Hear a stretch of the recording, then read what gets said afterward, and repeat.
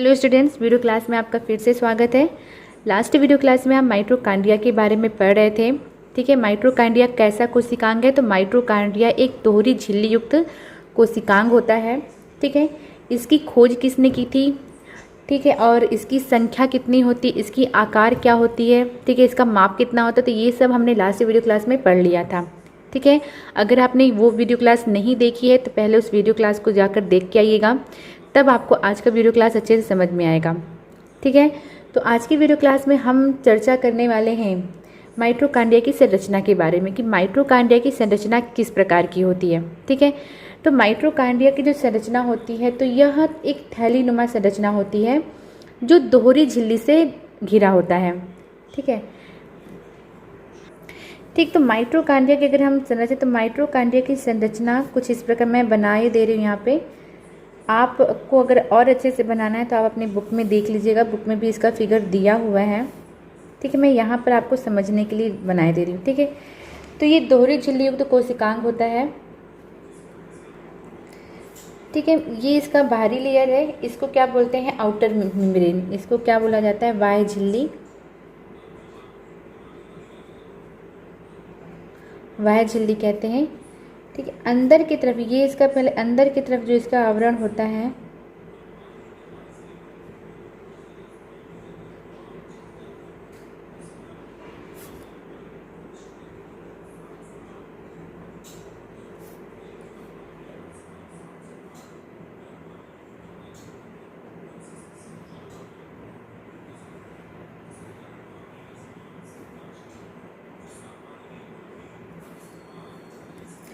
ठीक है, ये इसकी बाहरी झिल्ली है और ये इसके अंदर का,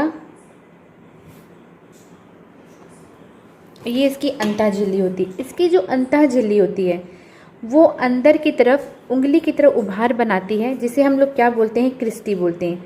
ये जो उभार बना हुआ है उंगली की तरह, तो इसे क्या बोला जाता है? क्रिस्टी कहते हैं। ठीक है, माइटोकॉन्ड्रिया की संरचना दोहरी झिल्ली युक्त होती है। ठीक, तो ये आपकी माइटोकॉन्ड्रिया की संरचना है। ये इसकी बाह्य झिल्ली है। ठीक है, जिसे इंग्लिश में क्या बोलते हैं? Outer membrane. इसे इंग्लिश में बोलते हैं आउटर मेम्ब्रेन। ठीक है, इसकी जो अंतः झिल्ली होती है, माइटोकॉन्ड्रिया की जो अंतः झिल्ली होती है वो अंदर की तरफ उंगली की समान संरचना बनाती है, उभार बनाती है, जिसको क्या बोला जाता है? क्रिस्टी बोला जाता है। ठीक है, इसके अंदर यहाँ पर ही, मतलब इस अंतः झिल्ली के अंदर ही, इस यहाँ पर पूरी जगह एक तरल जेली समान पदार्थ भरा होता है, जिसे क्या बोला जाता है? मैट्रिक्स। हिंदी में क्या बोलते हैं इसको? आधार द्रव्य। इंग्लिश में इसको बोला जाता है मैट्रिक्स। ठीक है, आधार द्रव्य में ही कहीं डीएनए पाया जाता है आपका। ठीक है, इसमें डीएनए होता है। आधार द्रव्य में ही आपका राइबोसोम, 70 प्रकार का राइबोसोम पाया जाता है इसमें, राइबोसोम। ठीक है, एक बार फिर से रिपीट करेंगे माइटोकॉन्ड्रिया की संरचना को। माइटोकॉन्ड्रिया की जो संरचना होती है वो दोहरी झिल्ली युक्त होती है। इसकी बाह्य झिल्ली को हम आउटर मेम्ब्रेन बोलते हैं और ये इसकी अंतः झिल्ली है। ठीक है, ये क्या है? अंतः झिल्ली है, अंतः झिल्ली। इंग्लिश में इसको बोलेंगे इनर मेम्ब्रेन, इनर मेम्ब्रेन। ठीक है, ये अंदर की तरफ उभार बनाती है, उंगली की समान संरचना बनाती है, जिससे क्या बोलते हैं? क्रिस्टी बोलते हैं। हिंदी में इसको शिखर बोला जाता है, शिखर। लेकिन इसे क्रिस्टी इंग्लिश वर्जन ही बोला जाता है। क्रिस्टी पूछा जाता है कि क्रिस्टी किसे कहते हैं। इसमें क्रिस्टी में बहुत छोटे छोटे असंख्य सूक्ष्म कण चिपके होते हैं। ठीक है, जिन्हें क्या बोला जाता है? ऑक्सीसोम बोला जाता है। जिन्हें क्या बोलते हैं हम? ऑक्सीसोम बोलते हैं, या फिर इसे F1, F0, F1 कण बोलते हैं। ठीक, ठीक है, अंतः बाह्य झिल्ली और अंतः झिल्ली के बीच में इस जगह को, इस जो खाली जगह, इसे क्या बोला जाता है? पैरा माइटोकॉन्ड्रियल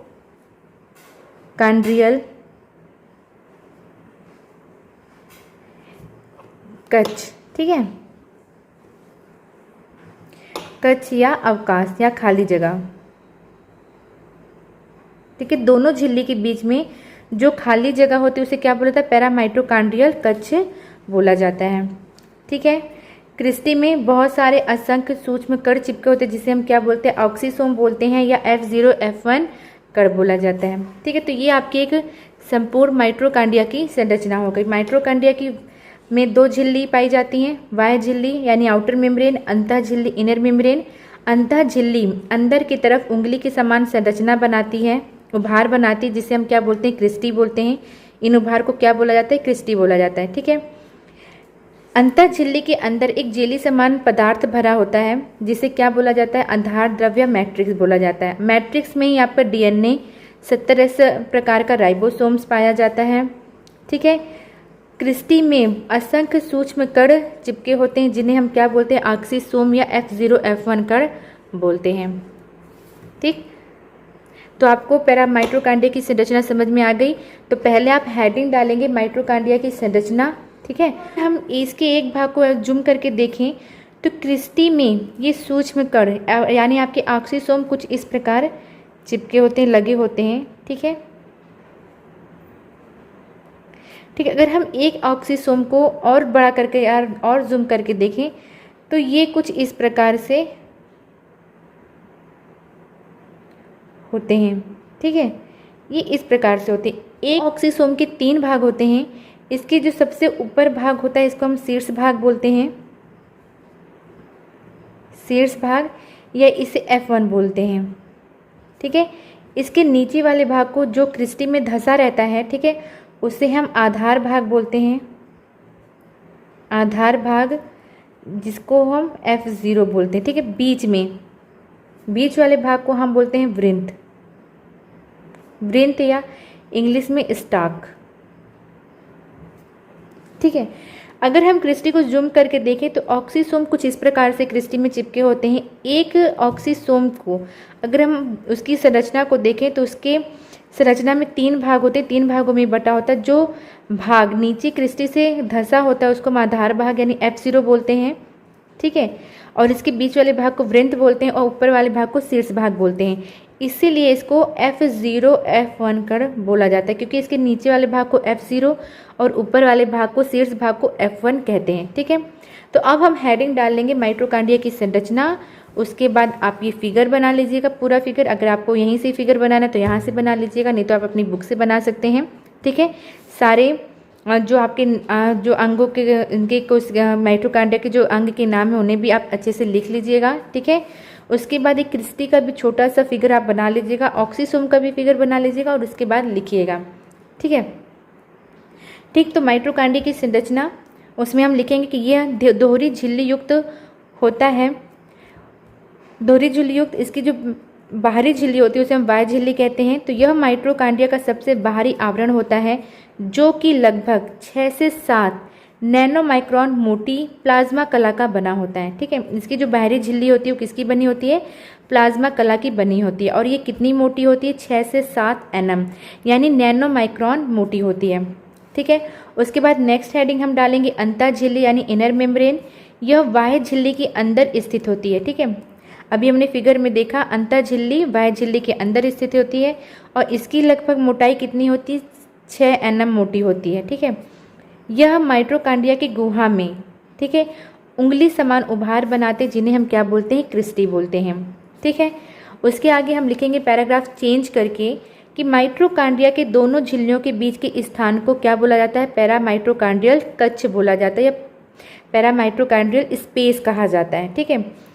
माइटोकॉन्ड्रिया के अंदर तरल पदार्थ भरा होता है जिसे हम क्या बोलते हैं? आधार द्रव्य बोलते हैं या मैट्रिक्स हम कहते हैं, ठीक है, ठीक है। तो जो आपका पैरा माइटोकॉन्ड्रियल स्पेस होता है उसकी भी चौड़ाई 6 से 7 नैनोमाइक्रोन होती है, ठीक है। आधार द्रव्य की बात करें यानी मैट्रिक्स की बात करें, जो अंतः झिल्ली के अंदर पूरा जेली समान संरचना होती है, तो अगर उसकी हम बात करें तो यह एक जेल के समान संरचना वाले पदार्थ से बना होता है। इसमें कई प्रकार के प्रोटीन अणु, एंजाइम, कुछ महीन कणिकाएँ, ठीक है, Ca2+M और आपका Mg मैग्नीशियम 2+ आयन, 70S प्रकार का राइबोसोम पाया जाता है तथा DNA उपस्थित होता है। मैट्रिक्स में आपकी इतनी चीज़ें पाई जाती हैं। ठीक, उसके बाद हम नेक्स्ट हेडिंग डालेंगे ऑक्सीसोम। ठीक है, ऑक्सीसोम को हम F0 या F1 कण भी कहते हैं। ठीक है, माइटोकॉन्ड्रिया के भीतरी कला से बनी क्रिस्टी पर, अभी मैंने बताया क्रिस्टी किससे बनती है, ये इसके अंतर झिल्ली से बनती है, या उंगली समान उभार होते हैं जिसको हम क्या बोलते हैं, क्रिस्टी बोलते हैं। ठीक है, तो क्रिस्टी में अनेक कण लगे होते हैं, इन्हें हम F0 F1 कण या ऑक्सीसोम कहते हैं। ठीक है, प्रत्येक माइटोकॉन्ड्रिया में इनकी संख्या लगभग 1 लाख से 10 लाख तक होती है। ठीक है, आपके जो ऑक्सीसोम है वो 3 भागों में बटा होता है। इसके नीचे वाले भाग को हम आधार भाग कहते हैं, जो क्रिस्टी से चिपका होता है, धसा होता है। ठीक है, जो क्रिस्टी में धसा होता है। बीच वाले भाग को हम वृंत यानी स्टॉक कहते हैं, और सबसे ऊपर वाले भाग को हम शीर्ष भाग कहते हैं। ठीक है, हाँ, ऑक्सीसोम को हम फर्नांडिस मोरॉन के कण भी कहते हैं। ठीक है, पूछता भी है कि ऑक्सीसोम को हम और किस नाम से जानते हैं, तो इसे हम फर्नांडिस मोरॉन के कण भी कहते हैं। ठीक है, उसके बाद हम नेक्स्ट हेडिंग डालेंगे रासायनिक संगठन, केमिकल कंपोजिशन, कि माइटोकॉन्ड्रिया का जो रासायनिक संगठन है उसमें क्या क्या पाया जाता है। तो इसको लेकर अलग अलग वैज्ञानिकों के बहुत सारे मत हैं। ठीक है, जिसमें से हम कुछ वैज्ञानिकों के ही मत को देखेंगे। जैसे बेंसले के शोध के अनुसार माइटोकॉन्ड्रिया में 65% प्रोटीन, 29% ग्लिसराइड, 4% आपका लेसिथिन एवं सेफिलिन होता है तथा 2% कोलेस्ट्रॉल पाया जाता है। ठीक है, कोहन के अनुसार माइटोकॉन्ड्रिया का जो रासायनिक संरचना में विटामिन ई, RNA, DNA, श्वसन श्रृंखला के वर्णक तथा क्विनान, UV क्विनान आदि भी पाए जाते हैं। ठीक है, आगे हम बात करें कि माइटोकॉन्ड्रिया के कार्य के बारे में बात करें, यानी फंक्शन ऑफ माइटोकॉन्ड्रिया के बारे में बात करें। माइटोकॉन्ड्रिया को कोशिका का पावर हाउस यानी कोशिका का बिजली घर भी कहा जाता है। ठीक है, इसे power house of the cell कहा जाता है। ठीक है, क्यों कहा जाता है, क्योंकि यह ऊर्जा उत्पन्न करता है। ठीक है, माइटोकॉन्ड्रिया के कार्य हेडिंग डालेंगे और उसमें लिखेंगे कि माइटोकॉन्ड्रिया को कोशिका का पावर हाउस या बिजली घर भी कहा जाता है। इसमें ऑक्सीजन श्वसन के दौरान निकलने वाली ऊर्जा ATP का फुल फॉर्म क्या होता है, एडेनोसिन ट्राइफॉस्फेट के रूप में संचित रहती है।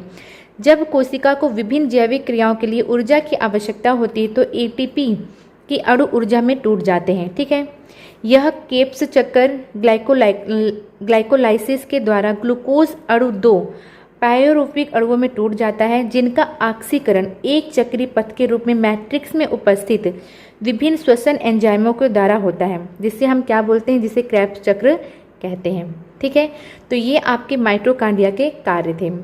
ठीक है, तो माइटोकॉन्ड्रिया की संरचना आपको अच्छे से समझ में आ गई। ठीक है, इसको आप अच्छे से इसका फिगर बनाकर इसको लिख लीजिएगा। माइटोकॉन्ड्रिया के कार्य हमने देख लिए। तो आज की वीडियो क्लास के लिए इतना ही, मिलते हैं नेक्स्ट वीडियो क्लास में, तब तक के लिए बाय बाय।